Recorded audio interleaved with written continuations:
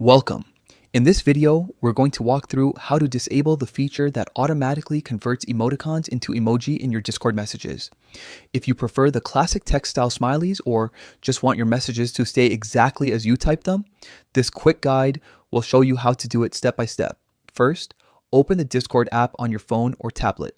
Once it loads, head over to the bottom right corner of the screen and tap on your profile icon. That's the small circle with your avatar. It opens all your personal settings and options.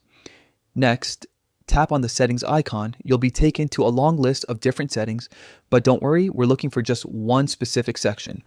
Scroll down until you find the option labeled Chat. Go ahead and tap on it to open your chat preferences. Inside the chat settings, you'll see a section called Emoji. This is where Discord manages how emoticons and emoji behave in your chats.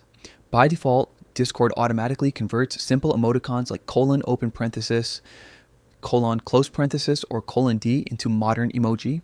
But if you'd rather keep them as plain text, there's a simple switch to turn that off.